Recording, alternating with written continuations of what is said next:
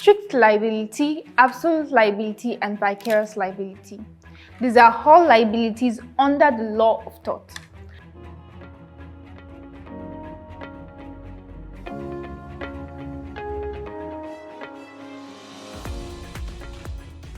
Hi everyone, welcome to another episode of Law of Tort, the series. If you're joining us for the first time, welcome. I am Saibu Ewade, and today we'll be discussing liabilities under the law of tort.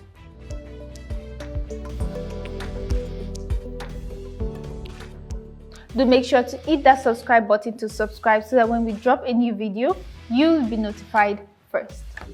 In our previous video, we discussed what exactly the law of tort entails, the meaning, essentials, tortious liability, and all the information a beginner is supposed to have when it comes to the law of tort. So if you haven't watched that video, kindly go do so, as it will give you a better understanding of the law of tort.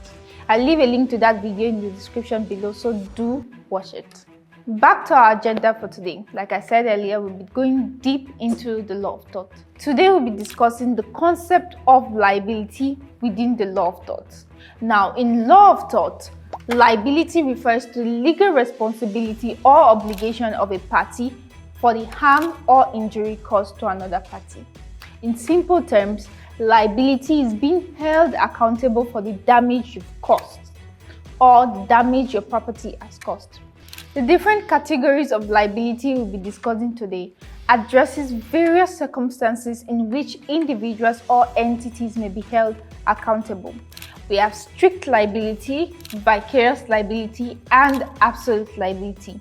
But today we'll be discussing vicarious liability first. Vicarious liability is also referred to as imputed liability. It's the legal doctrine which holds a party accountable for the wrongful actions of another party.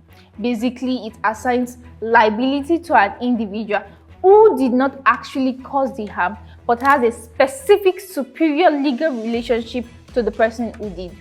Vicarious liability is commonly applied to in employer versus employee relationship, where the employer is being held liable for the actions of the employee, as long as the action was done within the scope of employment. This means that in vicarious liability, the employer will be held liable in cases where an employee causes any intentional harm during the course of his employment. For example, in cases where the employee's negligence leads to a customer's injury, the employer will be held vicariously liable. Similarly, in medical malpractice proceedings or court cases, a hospital will be held vicariously liable for the negligent actions of its doctors. Now, what are the elements that would need to be there to constitute the defense of vicarious liability? Let me tell you. Firstly, there must be the existence of a relationship such as an employer and employee,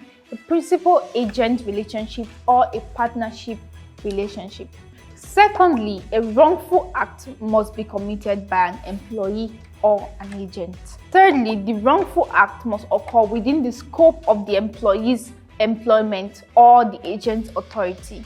Now, there are different judgments and different case laws in which the principle of vicarious liability has been used. The very first one is the case of Lister versus Hesley Hall Ltd in 2001. This case is a significant case in tort law. It deals with vicarious liability within the employment. The case established that an employer could be held vicariously liable for intentional torts committed by an employee if the torts were closely connected to the employment. In this case, a warden was employed at an annex of a boarding school for boys. His responsibilities included the day-to-day running of the school, discipline of the boys, organization of their daily activities, and supervision after the school hours. Between 1979 and 1982, the warden sexually abused several boys unbeknownst to its employers. The abuse occurred within several contexts of the warden's control and discipline at the boarding school.